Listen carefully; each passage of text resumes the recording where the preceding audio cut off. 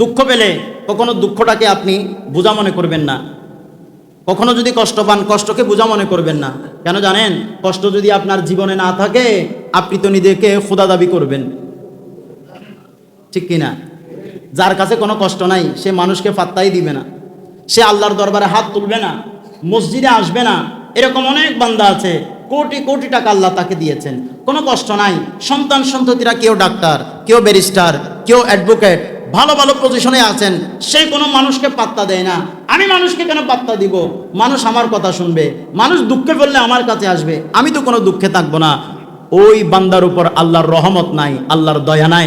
আপনার কাছে কষ্ট আছে, আপনার দুঃখ আছে, আপনার পেরেশানি আছে, অর্থাৎ আল্লাহ বুঝতে হবে আপনার উপর আল্লাহর রহমত আছে, দয়া আছে।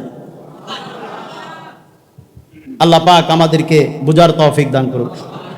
সেজন্য দুঃখ পেলে কষ্ট পেলে পেরেশানি হবেন না, বোঝা মনে করবেন না। এটা আল্লাহ পাকের দরবার থেকে, আল্লাহ পাকের পক্ষ থেকে একটা নিয়ামত। কারণ যখন মানুষ দুঃখ পায়, মানুষ যখন কষ্ট পায়, পেরেশানি থাকে, কেউ যখন আপনার কথা বুঝে না, কাউকে যখন বুঝিয়ে আপনি শান্তি পাচ্ছেন না, আপনি তখন মসজিদে চলে আসেন, আলেম ওলামাদের কাছাকাছি আসেন, হুজুর দোয়া করিয়েন।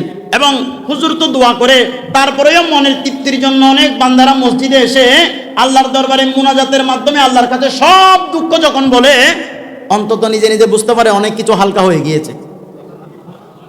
একটু জোরে বলেন না সুবহানাল্লাহ।